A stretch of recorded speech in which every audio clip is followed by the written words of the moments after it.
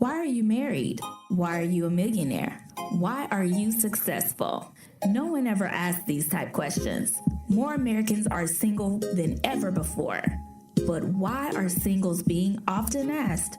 Why are you single? Now, I don't know about you, but there seems to be this underlying assumption that something is wrong with being single, and an answer is needed to diagnose how one is single. Like when people ask you, why are you sick, or why are you late? In today's episode of the Arise podcast, we're going to delve into the infamous question that singles are often asked, which is, why are you single? So come on in and gather yourselves. It's going to be a bumpy ride. The marriage rate has actually dropped. According to Pew Research, back in 1960, 72% of Americans were married. Today, only about 50% are married. According to the U.S. Census Bureau, 46% of African American women have never married and may not ever be married. Welcome to Arise with Tiffany Taylor, a podcast where we examine the cultural stigmas associated with singleness in light of biblical standards.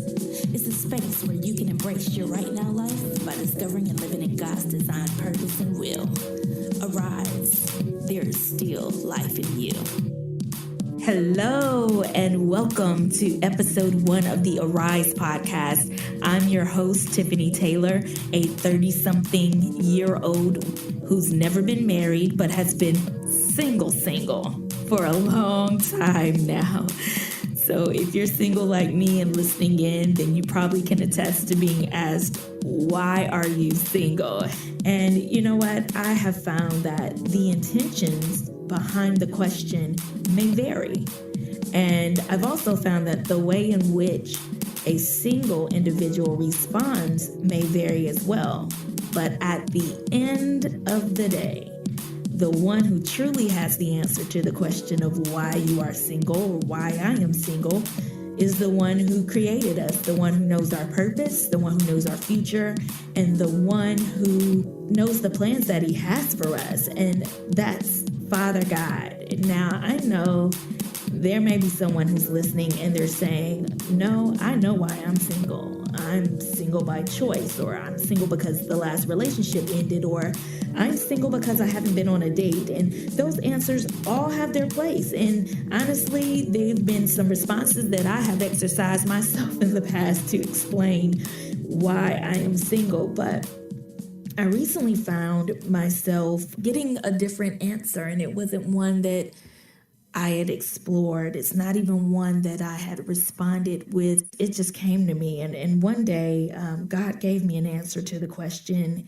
And in giving me an answer, he also showed me the heart of some singles who are struggling with being asked the question because there's such a cultural stigma that's associated with being single as is something that's negative or something that's bad. A few years ago, I reconnected with an ex, and it had been many years since we talked, and so there was a lot to catch up on between us in terms of life. So you can imagine there were a ton of questions back and forth like a tennis match, and after a few conversations, it came out of nowhere. Why are you single? In that moment, it hit me in a way that it had never hit me before.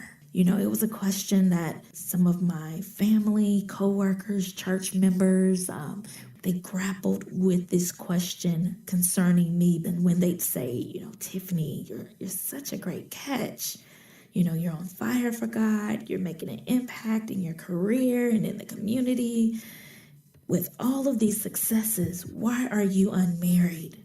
Which could easily translate into, why are you unsuccessful in the area of love and relationship with a significant other? And although others may have been wrestling with my singleness, surprisingly and thankfully, I wasn't. My life was full, but I wasn't in a place where I was fully focused on being married or in a relationship. I was focused on building my business, building my career, growing in God, and just learning to love on myself through each seasonal change in my life. I was concerned with the portions that God has given me And so I was not filling the void that others felt that I should have. But in being asked by my ex why I was single, this moment of the revolution will not be televised just rose up in me like I needed to respond for me and any other single who's been asked why to something that is not completely in their control. So with that said, we'll take a little break here. And when we come back, I'll give you a play-by-play of that untelevised revolution. Got questions? Well, we've got answers. Maybe. Let's connect. Send your questions about living single, not the sitcom, but singleness in general, via email to thearisetour@gmail.com. If you send a short voice memo, we may play it on air in an upcoming episode and follow up with an answer during the show. If you type your question, we may read it on air and again provide a response. So hit us up. We look forward to hearing from you soon.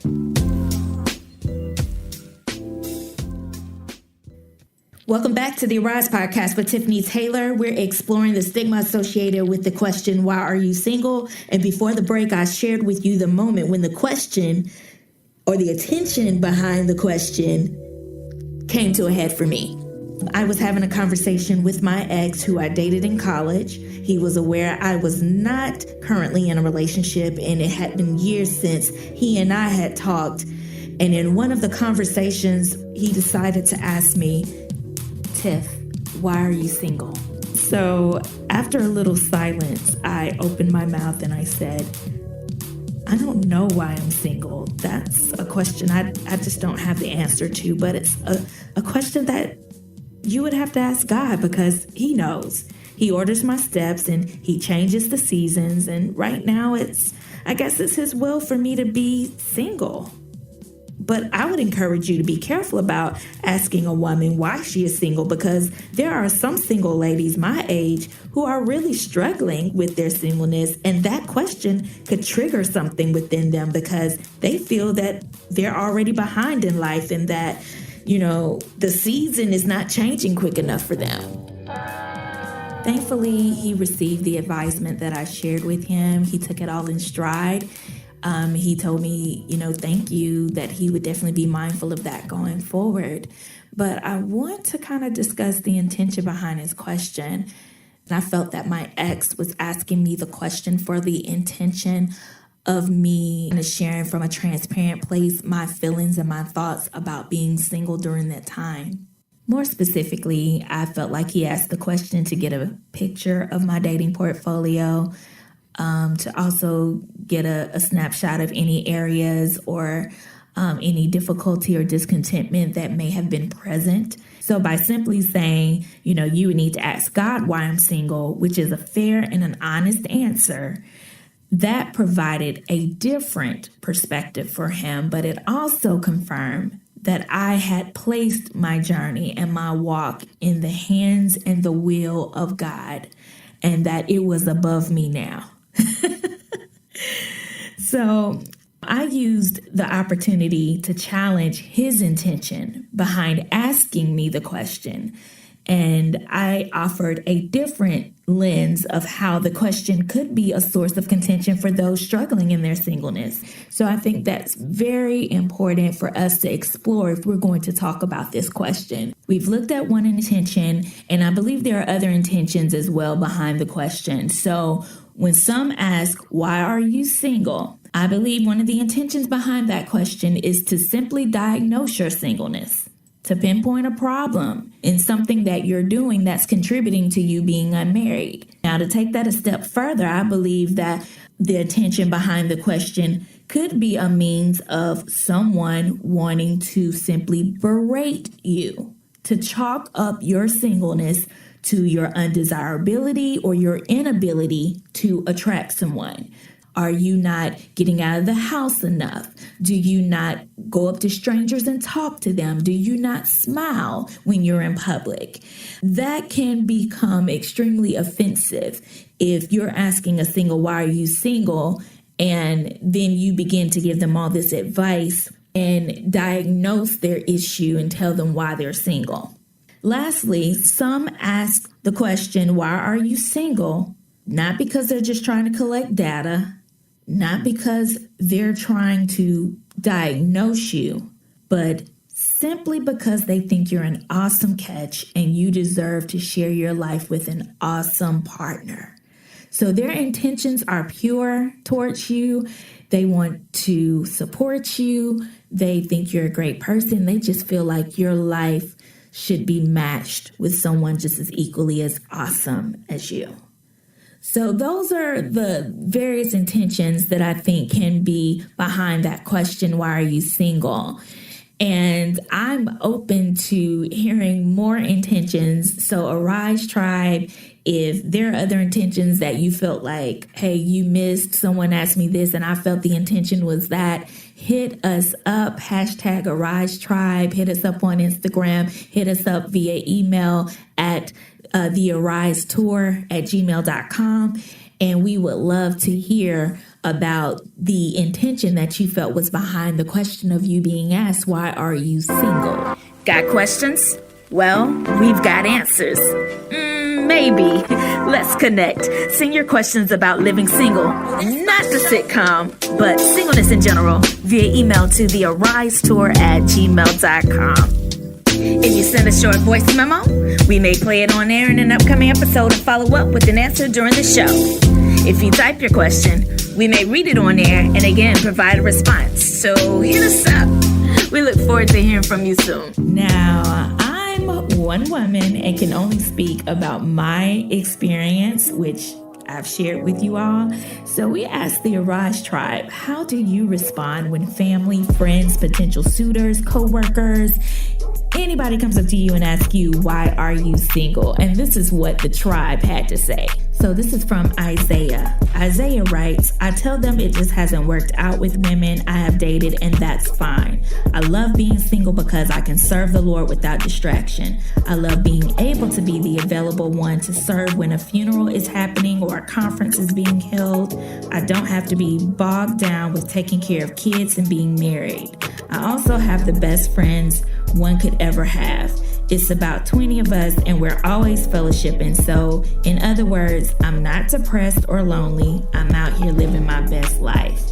All right, Isaiah, we hear you. Isaiah is singleness personified. Hashtag lifestyle of wholeness. Yes.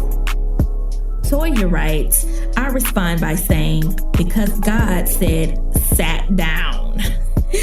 He or you are not ready yet. And then she proceeds to tilt her head to the side and ask them, is there anything else? Mic drop, y'all. Mic dropped. Mic dropped, y'all. Lori says, my family and friends don't ask me that question. They see me truly enjoying being single, but this doesn't stop them from saying they can't wait to see me married because I deserve a good husband. All right. Sharon writes, hi, Tiffany. Only men have asked me this same question. My answer is, I am a work in progress. Self-maintenance is the only reason. All right.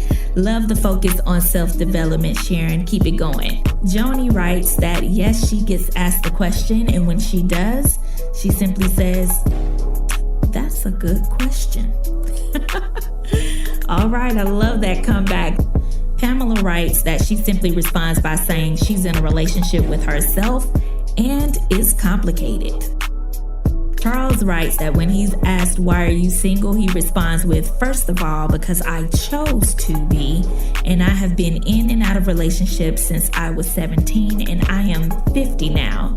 Need a break. And second of all, I am fearfully and wonderfully made, and that takes a special person to understand that. Well, drop the mic, Charles, drop the mic. When asked the question, why are you single? Carrie says that she responds by simply saying, I'm single because I reevaluated my life and I'm working on being a better me. I want to bring value to the relationship, so I'm learning to love me first. And also, I'm going back to school and doing some things I wanted to do in the past that I didn't get around to. So it's like when you desire a certain job, but you're trying to pre-qualify. All right. I love it. Vaughn writes, I am blessed and well taken care of. Shantina says, I do get asked this question and my response is based on who asked and how. The responses range anywhere from blank stare, I couldn't tell you, I'm still believing God for what he has for me. I could say more, but I'll stop there. Wow. Shantina also goes on to say, I had lunch with a friend last week. She's an older woman, old enough to be my mother. I had to listen to her go on and on about how she doesn't understand why such a pretty girl like me, blah, blah, blah. She even suggested that I change churches to find someone. Then I'd had it. I cut her off and let her know I go to church to worship first and foremost, and if that's the avenue God wants to use, then so be it. But I will not be leaving my good word-based church seeking after a mate. Well, you go on ahead, Shantina. She got her friend together real quick about that. That's a little bit shocking. I'm shocked, but I'm not shocked. How about y'all? Shatoria writes that because God ain't sent him yet. That's how she responds when she's asked, why are you single? She says, because God ain't sent him. Denise responds to why are you single with, I am only asked this on dating sites and at the beauty shop. I always say because I care about who comes in my life and I take marriage very seriously. Layla writes, I'm still working on myself, so when I find the right guy, I'll be ready. Wow. So as you can see, the question can be the same, but the intention behind the question, as well as the perceived lens in which the person receives the question, can really vary, and therefore the responses can vary. So the question of why are you single? It's definitely one that you should examine yourself to get a clear understanding of why you're single. And if after examining you still don't truly understand why you are single or don't have a response for why you're single, it's okay, because at the end of the day, God knows why you're single. No matter the intention, when you are posed the question, I encourage you to use it as an opportunity to educate. Singles are not monolithic. There are various reasons why individuals are single, and your journey is true to your journey as an individual. So take that time to share with the questionnaire or the questioner from an educational place, because everybody doesn't understand that singles aren't out here just thirsty and lonely and depressed. Some of them really think that as a single, you're out here pressed and that you're looking at anything that walks by in two legs or just, rolls up. And that's not necessarily the case, because singles are not monolithic. So today, I like to leave you with this. If you've been single for a short time or single for a long time, be encouraged in knowing Romans 8:28 reminds us, and we know that all things work together for good to those who love God, to those who are called according to his purpose. Not some things, all things. And your singleness is included in that all things. It's working for your good. If you don't have the answer, that's one answer for you. My singleness is working for my good. For someone else, they may already know that all things work together for their good, and they just need a little something extra to keep them holding on and keeping on. I want to remind you of Psalms 138:8, which says, the Lord will perfect that which concerns me. God is perfecting you in this season with his mercy, with his grace, and it's a mercy and a grace that endures. So don't forsake living for God. Don't forsake what God has set before you, what he's called you to do, what he's told you to do, because he is perfecting that which concerns you. And if your singleness concerns you, it's being perfected. I want to thank you so much for tuning in to episode 1 of the Arise podcast. I'm your host, Tiffany Taylor. I love you. God bless you. And until next time, arise. There is still life in you. Like what you hear? Subscribe to the Arise podcast on iTunes and get new episodes as they become available.